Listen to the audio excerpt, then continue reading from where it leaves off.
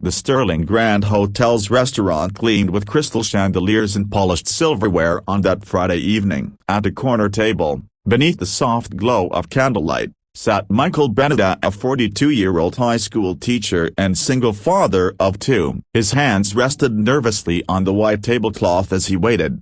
His sister had insisted on this blind date. "You need to get out there again, Mike," she'd said. "It's been 4 years since Rebecca passed. The kids are doing well. You deserve some happiness too."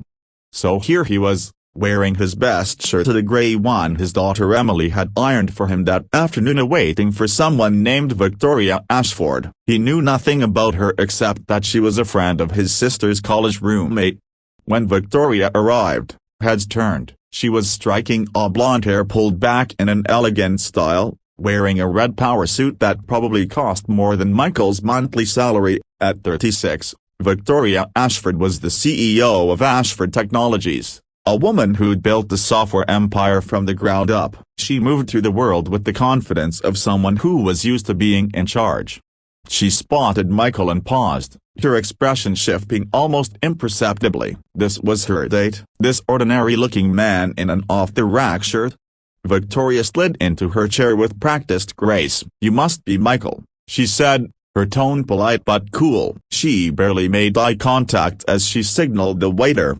Michael smiled warmly. "Yes, it's nice to meet you, Victoria. My sister speaks very highly of you." "I'm sure she does." Victoria's attention was already on her phone, which she placed prominently on the table. "I apologize in advance. I'm expecting some important messages from Tokyo. Multi-million-dollar deal, you understand."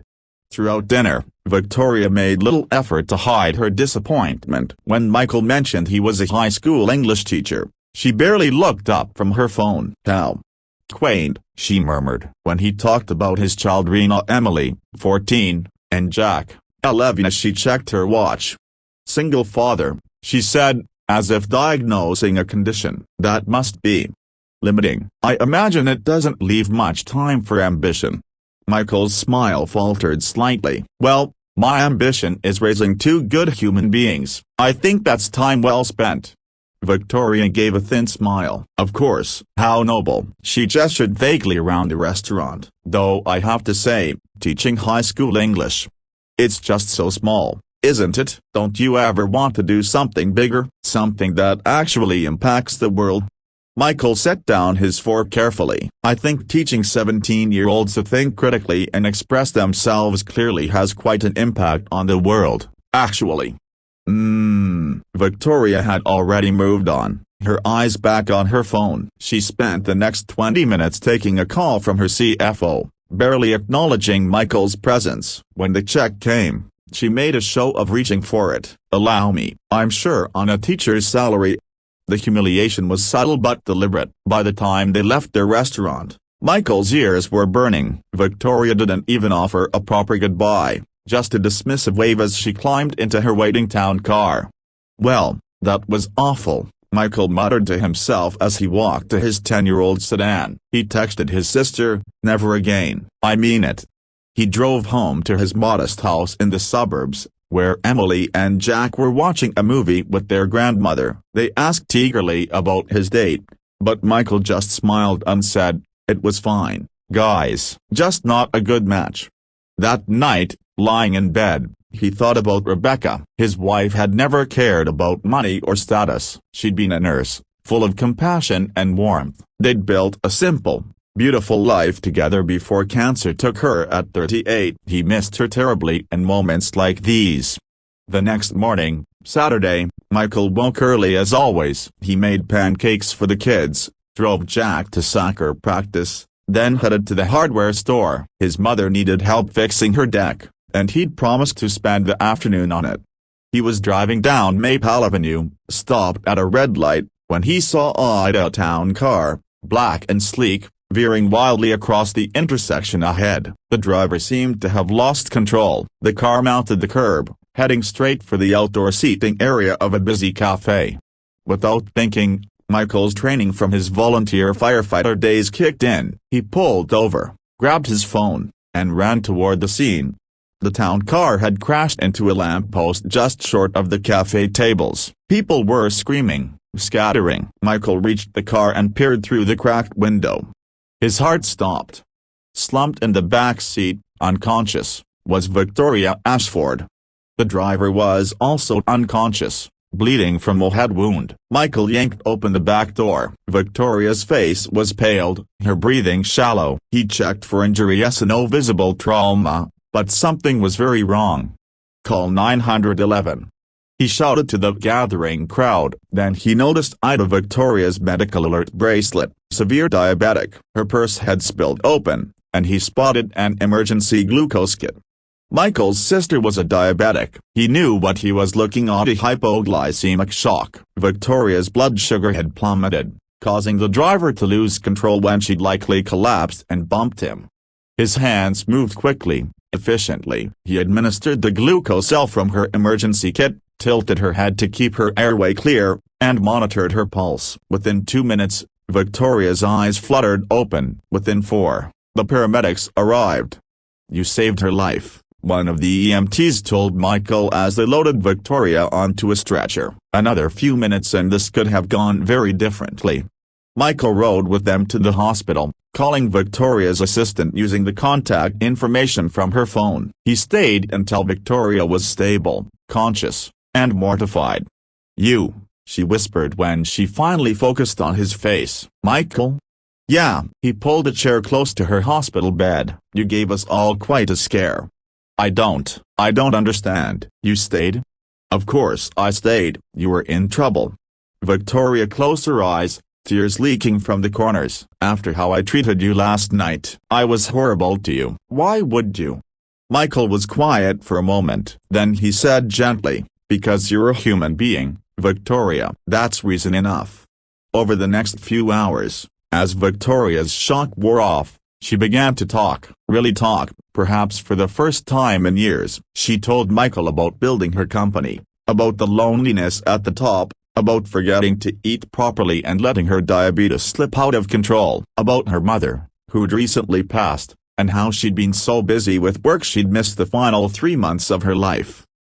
"I become someone I don't recognize," she admitted. "Last night, I looked at you and saw everything I'm not: your warmth, your purpose, your presence, and instead of admiring it, I mocked it, because it was easier than facing how empty my own life has become." Michael listened without judgment, his expression kind. "It's not too late, you know, to become someone you recognize again." "How?" Victoria's voice was small. "I don't even know where to start." "You start with the next small thing," Michael said, "then the next. You start by being kinder to yourself, and to others."